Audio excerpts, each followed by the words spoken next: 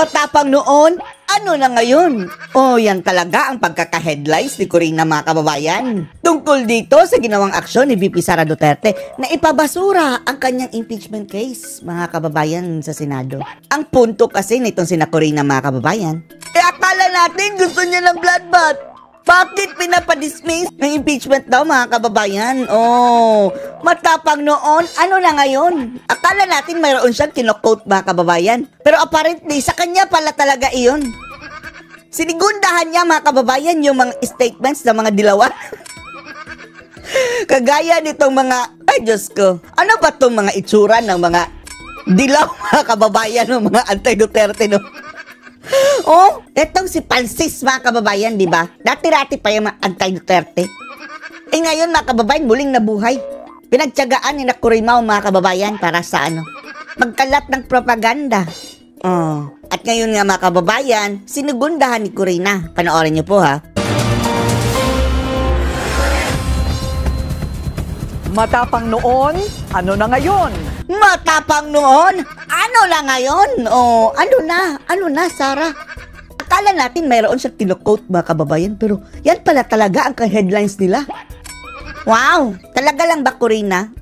Sinong writer niyan? Oh, wag masyadong pahalata.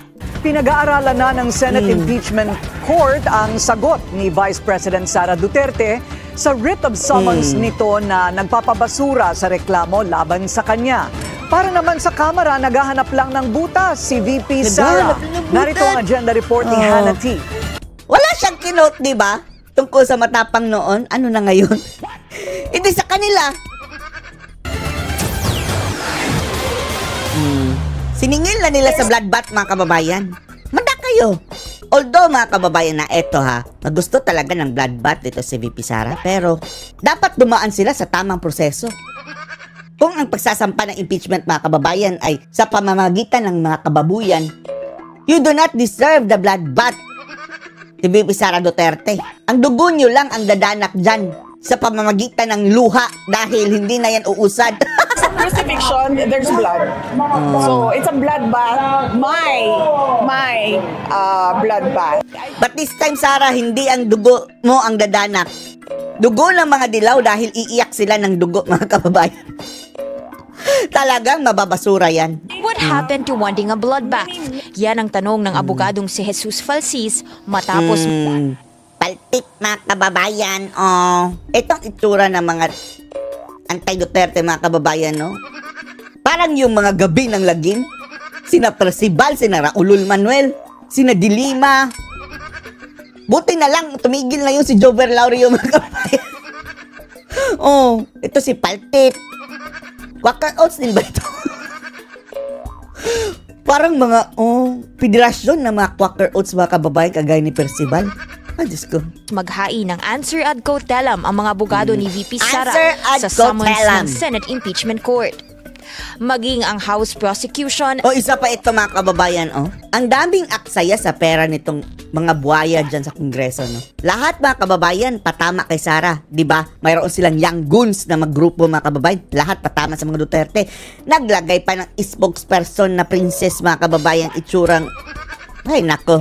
Quaker Oats din. Kagaya din nila Falsis ang level, mga kababayan. At etong nilumutan, mga kababayan, na nasabi ni Ka Eric, inline din ito sa mga kakaliwa, mga kababayan. Kung ngayon mayroong NUPL, ha, yung sinasabing mga abogado, mga kababayan, na pinagtatanggol ang mga makakaliwa. Noong kapanahunan nito, mga kababayan, yung wala pa siyang lumot, parang may counterpart din daw na ganyan. Na para din sa mga makakaliwa. Ngayon, kinuha nila. Spokesperson sa impeachment, grabe. Mayroon talaga spokesperson para sa impeachment lang ni VP Sara.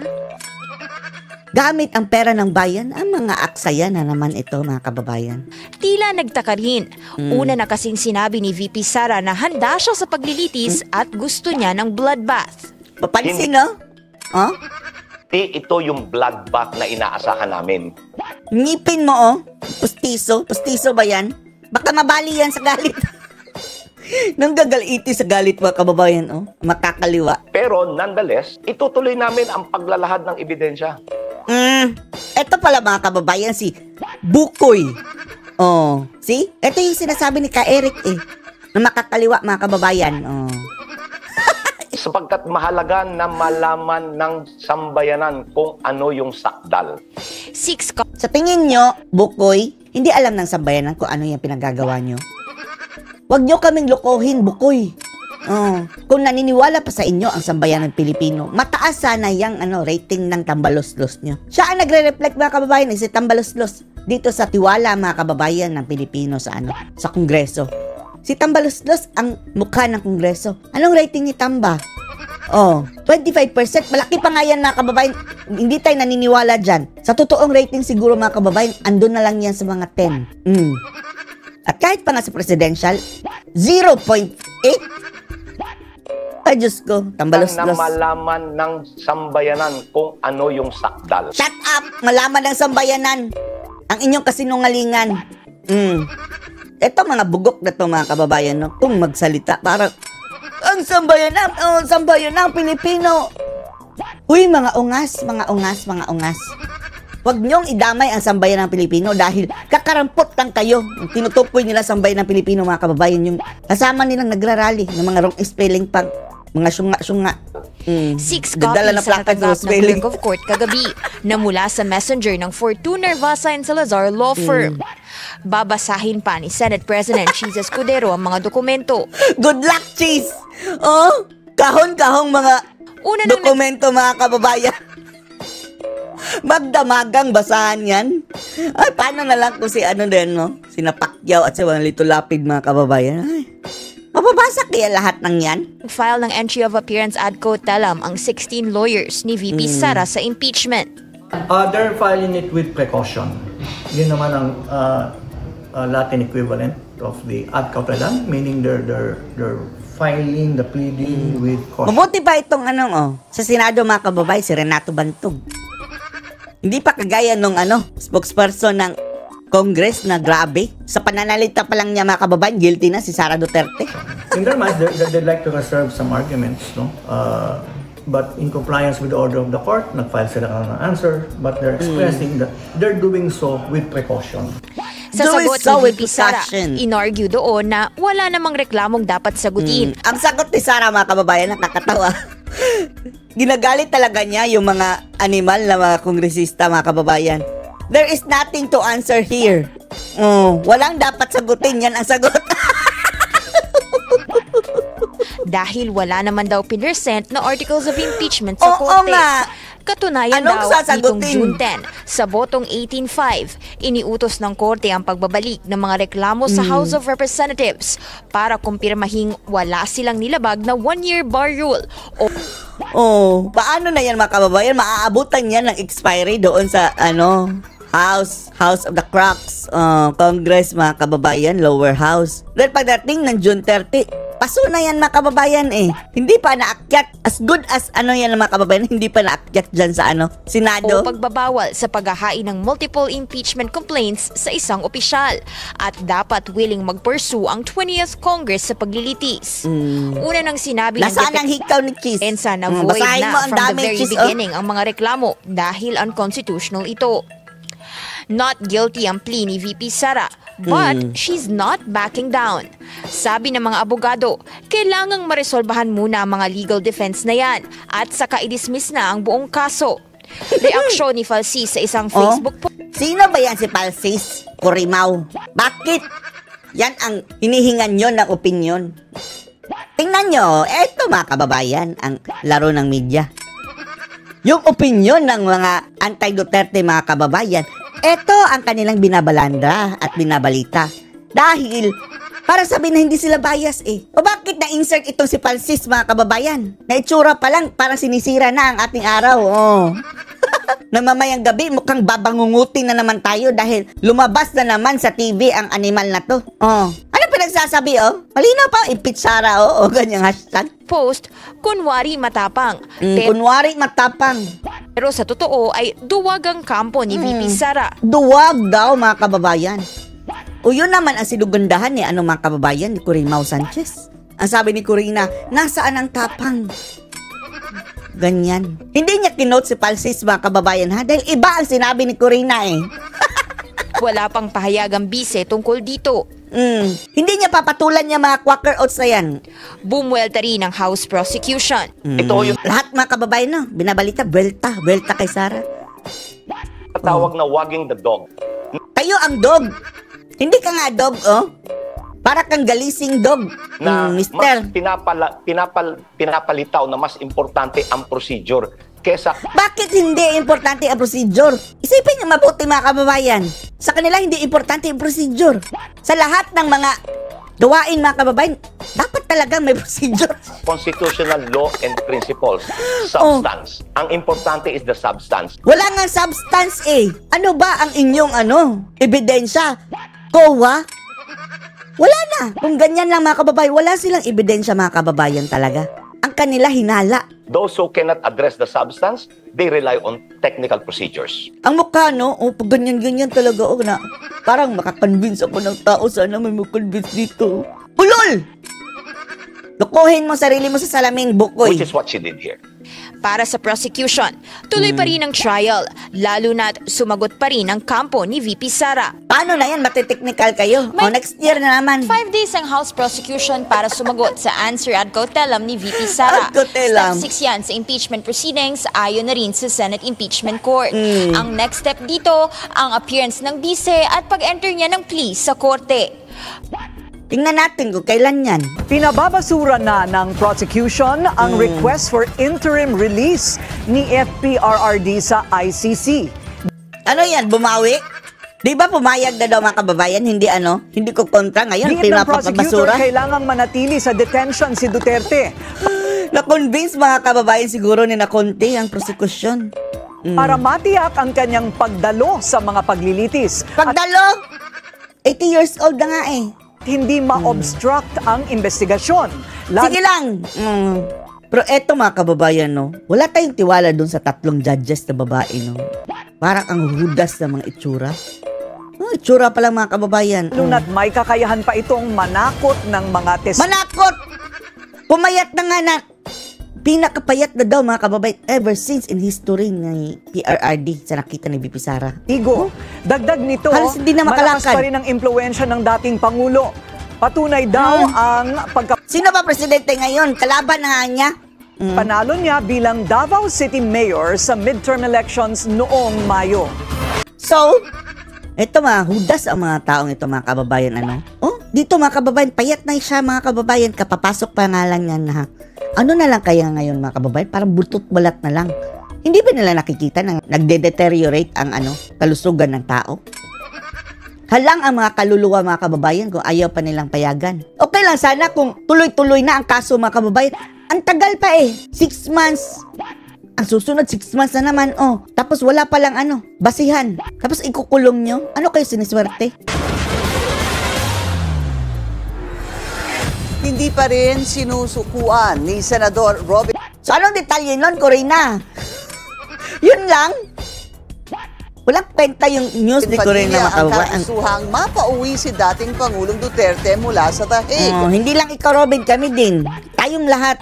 Matapos Maliban sa mga animal na mga quacker oats sa mga dilawan. ng Senado ang unang Bangagan. resolusyon para sa repatriation, balak ni Padilla na muli itong ihain sa 20th Congress. Ang detalye sa agenda report ni Wrong timing din ang mga Robin eh. Nagsabit mga kababayan na patapos na ang Senado. Hannity.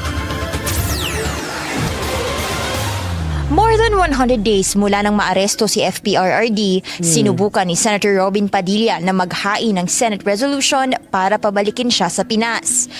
Anong magagawa ng resolution? Diba?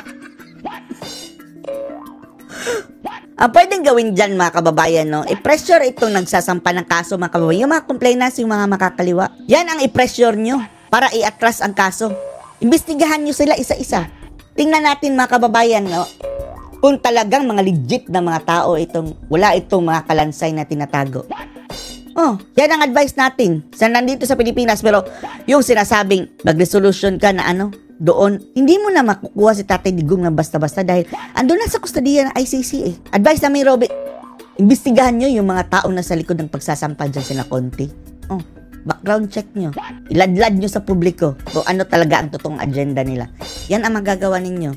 Kaya lang, hindi ito tinanggap ng Senate Bills and Index Section dahil nakapag-adjourn na ang 19th Congress. Adjourn na pala. Sa reso, nanawagan si Padilla na agarang pauwiin si Duterte mula Paano yan, Robin? O, anong means? sa ICC detention sa The Hague, Netherlands. Layunin ng reso na maituon ng gobyerno sa national unity at tumutok sa mas mahalagang issue gaya ng kagutuman. Pero at least mga kababayan, kung mayroong resolusyong ganyan, napipirmahan ng karamihan mga kababayan ng senador, for presentation na lang. At least, kita ng mga judge, sige, suportado pa pala siya ng mga senador. Pero, aside dyan mga kababayan, wala na itong maitutulong talaga. Binigyang diin pa ni Padilla na bilang dating mayor, kongresista at pangulo, di raw dapat litisin ng dayuhang hukuman si Duterte. Dito na lang. Nahaharap si FPRRD sa kasong Crimes Against Humanity dahil sa paulit-ulit talaga mga kababayan, Itong mga ulol na media mga kababayan, yan talaga, simulat sa pool pa lang, 2016 pa lang, Crimes Against Humanity. Ganyan. Yan nila binabalita mga kababayan para talagang dumikit sa pangalan ni Digong yung na yan, bintang nila. Matagal na yan mga kababayan Kung nahahalata nyo, yan talaga ang kanilang. Sa lahat ng balita mga kababayan, that magic word, lagi nilang sinasabi. nahaharap si FPRRD sa kasong Crimes Against Humanity. Ulit-ulit, no? Sabi pa ni Padilla, may independent foreign policy naman daw ang Pinas at may karapatang humawak ng sariling mga investigasyon. 2019 ang kumalas ang bansa sa ICC. Wala at nang jurisdiction, 2021 nagsimulang i-authorize nila ang investigation sa war on drugs. May batas din daw sa Pinas. Ang sabi, 1 year lang. Bakit 2019 din 2021? 2 years na. Ang RA 9851 na nagsasabing ang pag-surrender sa isang international tribunal gaya ng ICC nakabase dapat sa treaty. Pero di naman na raw binding sa Pilipinas ang Rome Statute. Pinaalala ni Padilla sa Senado ang malawakang suporta sa dating Pangulo, lalo na nitong dumaang midterm polls. Okay lang naman pala, no? Yung resolution ni Robin. Kaso lang, pang-additional, lang yan mga kababayan. O, pakita doon na, suportado siya ng mga senador. Pero hindi talaga yan mapapauwi, mga kababayan. Base lang dyan sa resolution, walang magagawa ang Senado. Nagpahiwatig nga rin daw si Pangulong andyan na naman itong nakatuwad na daan, mga kababayan, Amoyin. Inamoy ba niya yun, mga kababayan? Yung sako-sakong mga, epektos? O binasa? Anong babasahin mo sa sako? Nilapit talaga niya ang kanyang mukha. Bongbong Marcos sa interes nitong reconciliation o pakikipag-ayos sa pamilya Duterte. At pinaalala pa niya sa Senado ang umano'y historic mandate ng BBM Sara tandem noon na unity. Huwag ka nang umasa. Kung hindi man maipauwi si Duterte ng walang ICC conditions, sabi ni Padilla, pwede raw hilingin ng interim release habang hinihintay ang kanyang trial. Pwede raw ito gawin kahit ad cautelam o yung legal way para makipag-cooperate sa ICC without recognizing jurisdiction of the court. At dahil hindi tinanggap ng Bills and Index Section ang resolusyon ni Padilla, susubok siyang mag-file ulit sa oras na magbukas na ang 28th Congress na lang yan, Robin. Okay yan. Pero mali ang timing mo dahil nag-adjourn na 20th Congress. Para sa agenda, Hannah T. Bilyonaryo News Channel. At makakausap po natin ngayon, ML Party List Representative-elect Laila De Ang kasabahan na naman, mga kababayan, ng ating makikitang animal. Hindi ba kayo nagsasawa, mga media, na laging yung ini-interview itong kampo ng kabila? Ito ang dahilan, mga kababayan, kung bakit naiinis na mga tao dito sa mainstream media dahil ito mga nireject na nga, nireject na yan at taong bayan, mga kababayan, na ito ang palagi nilang pinapakain sa atin. Saba, talo na nga yan Hindi na yan manalo-nalong senador. Kaya nagkongresista, mga kababayan. Dumaan pa sa party list dahil kapag didikit ang kanyang pangalang Saba doon sa balota, hindi iboboto. Nag-ML. Congresswoman De Lima, magandang gabi po sa inyo at maraming salamat po sa oras. Magandang gabi rin, Pinky, and also sa mga nanonood at nakikinig sa program. Harap! Hindi kami masaya sa'yo, Saba. Okay, una po, ano ang inyong reaksyon dito? Ano na naman itong mga sasabihin ngayon ni Saba, mga kababayan? Bring Duterte Home resolution ni Senator Robin Padilla. Bakit si Saba ang tatanungin mo? Hindi yan senador. Gumawa din sila ng resolution dyan sa Kongreso na don't bring Duterte home. Sige. Ang ano ko Wag pakialamera, Saba. dyan is that Ang purpose na nga ni Robin dun, ay show of support lang. Itong si Saba, no? Ay, nako. Wag na tayo manood dyan, mga kababayan. Masisira ang araw natin.